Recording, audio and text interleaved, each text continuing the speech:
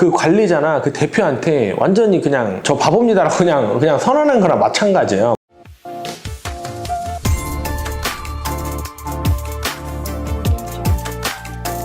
여러분, 이직 시에 수수료의 함정에 대해서 좀 말씀을 드릴게요. 사실 설계사님들이 수수료 구조에 대해서 잘 알기가 어려워요. 그 수수료가 좀 문제가 있다고 판단되는 게 뭐냐면 나중에 한참 지나고 나서 약간 좀 그때는 알아도 좀 손해를 좀 많이 볼 수 있는 상황에서 알게 되는데, 지금부터라도 조금이라도 좀 더 여러분들이 제대로 알고 수수료 관련해서 손해보지 않도록 제가 이 부분에서 말씀을 드리겠습니다. 뭐냐면은 처음에는 여러분들이 대부분 다 따지는 게 뭐냐면 뭐 몇 프로죠 이런 거 물어보는데, 그거는 그런 거 물어보는 순간 아, 얘 바보구나라고 그 관리자나 그 대표한테 완전히 그냥 저 바보입니다라고 그냥 선언한 거나 마찬가지예요. 뭐냐면 진짜 수수료를 좀 볼 줄 아는 사람들을 뭘 물어보냐면 환수 조건을 먼저 물어봐요. 지금 회사가 기본적으로 수수료를 많이 주는 데가 많아요. 근데 환수 조건은 받은 거 대비 더 많이 토해내게끔 만드는 경우가 되게 많습니다. 수수료가 지급이 되면은 회사 본사에서 뭐 몇 프로 일부 띄고, 그 다음에 본인의 상위 관리자 뭐 지사장이든 본부장이든 단장이 일부 띄고,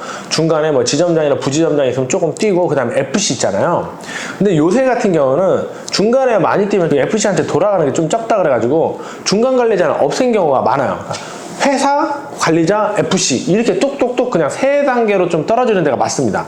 그럼 여기까지는 괜찮아요. 예, 여기까지 괜찮아요. 그런데 이 중간 관리자나 회사가 문제가 있는 경우가 좀 많은데, 무슨 말이냐면 예를 들면은 보험회사에서 100의 수수료를 지급을 했어요.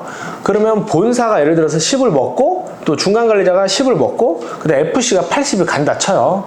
그러면 환수를 하게 되면 똑같이 또 내가 받은 거에 FC가 80% 환수를 하고 중간 관리자가 10% 환수를 하고 법인에서 또 10% 환수 이렇게 맞잖아요. 근데 이게 어떻게 돼 있냐면은 예를 들어서 한 5처월 정도 지났어요. 그럼 환수가 보통 한 80%에서 70% 정도 돼요. 예, 80% 70%. 그러면은 FC가 80만 원에 80%면은 88에 64. 그럼 64만 원을 환수를 매기는 게 맞잖아요. 그죠? 근데 어떤 경우는 막 72만 원, 또 많으면 78만 원 이렇게 환수를 매기는 경우가 있어요. 근데 FC는 사실 잘 몰라요. 한 4개월 지나가지고 낸 돈 다 가져갔는지, 뭐 한 2만 원 빼고 가져갔는지, 뭐 4만 원 빼고 가져갔는지 이걸 잘 몰라요.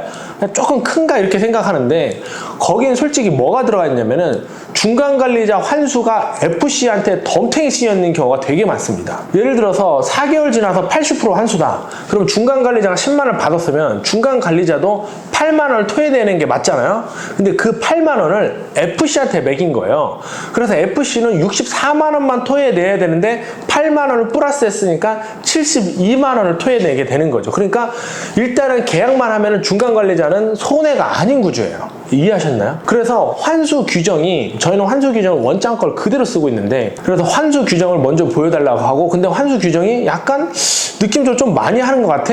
그런 경우는 그건 걸러야 됩니다. 왜냐면 우리가 일을 하다 보면은 특히 요새는 뭐 리모델링이다 뭐다 해가지고 계약이 좀 깨지는 경우가 많아요. 자기가 계약한 것도 자기가 깨질 때도 많고 막 그러잖아요. 그래서 불가피하게 이제 유지가 좀 안 되고 중간에 환수가 되는 경우가 있는데, 이런 경우에 거의 FC한테 몰빵돼 있는 게 되게 많기 때문에 이 부분을 첫 번째로 좀 주의를 하시고, 두 번째는 뭐냐면은 이걸 수수료에 또 이제 솔직히 말하면 일부 뭐 진짜 안 좋은 그 주위 대표들이나 이런 사람들이 설계사를 되게 바보로 알아요. 뭔 말이냐면, 저는 솔직히 이런 얘기도 들었어요. 설계사들 멍청하니까 이걸만 많이 주면 돼요. 그냥 이걸 수수료 많이 주면은 계속 본 이런 거에 대한 신경 쓰지 않아요. 이렇게 표현하는 제가 대표도 만났었는데, 근데 솔직히 맞잖아. 설계사들이 좀 멍청해요. 진짜 그냥 우리 수수료 많이 주고 이거래 더 많이 줘. 그 뒤에 뭐가 숨었는지를 진짜 모르는데 이거래 많이 주잖아요. 많이 주는 건 맞아. 그건 뭐냐면 계속분을 땡겨서 주는 겁니다. 계속분을 땡겨서 주는데 거기에 대략 이자가 20-30% 정도 들어가 있어요. 그러니까 예를 들면 그냥 놔뒀으면은 한 130만 원 받을 걸 이거래 받는 바람에 100만 원 받는 거예요. 근데 이거래 우리가 한 푼도 안 주는 게 아니라 이거래는 보통 6차월 내지 많으면 12차를 땡겨 주잖아요.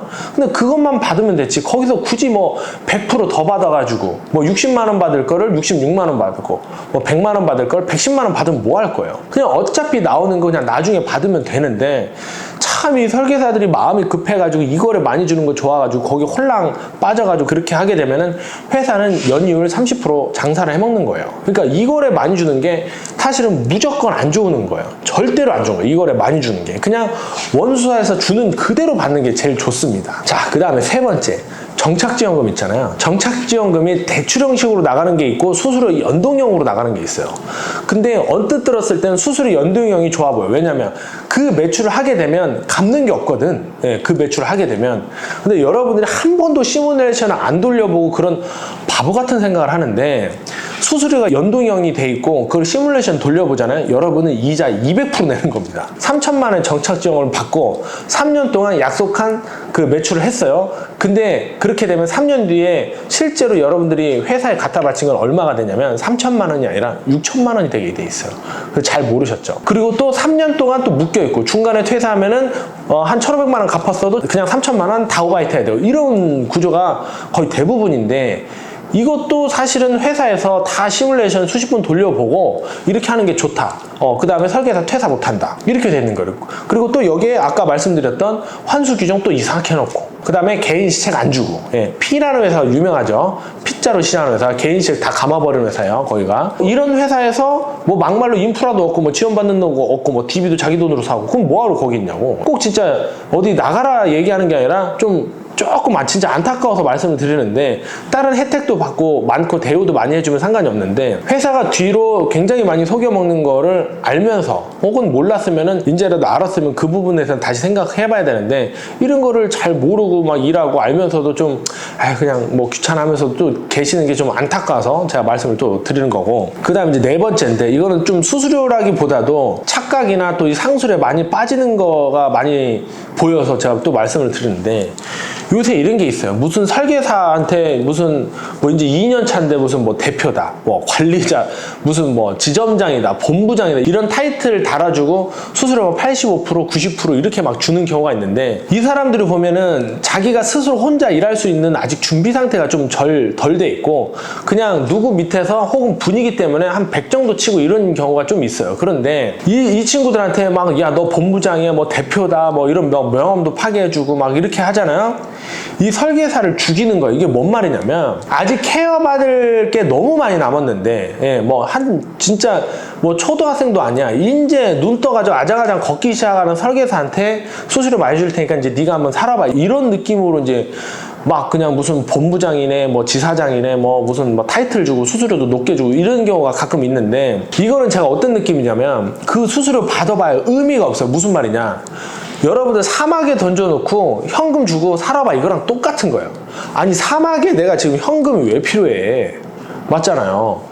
내가 지금 사막에 사는데 현금이 왜 필요해? 사막에서 사는 법을 알려줘야지. 사막에서 사는 법.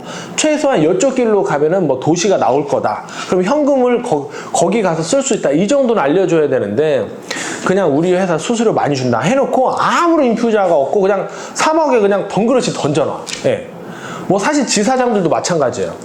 요새 막 경험 얼마 안 되거나 아직 지사장 준비가 안 돼 있는데 그냥 수수료 뭐 85%, 90% 아니면 뭐 그 이상 내려주고 뭐 95% 주고 막 이런 경우가 있는데 그거 아무 의미 없는 거, 아무 의미. 자기가 해보니까 이거는 수수료 많이 받는 게 의미가 없고 회사에서 너무 준비가 안 돼 있어. 그냥 수수료만 덜렁 해주고 아무것도 안 해줘. 막 거기에다가 무슨 대출 받으면 10% 이자 줘야 돼. 뭐 이런 것들도 되게 많아요. 이제 자기가 생각을 해보니까 이건 아닌 것 같거든. 그래서 회사에 어떤 인프라 없습니까? 그러니까 없어. 뭐 동영상 몇 개 던져주거나 뭐 이런 게 다인 경우 되게 많거든요. 그러면서 이제 하는 말이 아니 수수료 그 정도 되면 알아서 해야지 뭘 더 해주냐. 그래서 거기서부터 또 싸움이 나고 뭐 그동안 계약을 또 열심히 넣었던 거는 또 아까워가지고 또 퇴사도 못하고 뭐 수수료는 막 90% 이렇게 받는데 50만 원 계약하고 있고 이런 게 태반이에요. 정말로. 자, 오늘은 이직시 수수료 함정에 대해서 말씀드렸고 다음 시간에 또 다음 주제로 찾아뵙겠습니다. 감사합니다.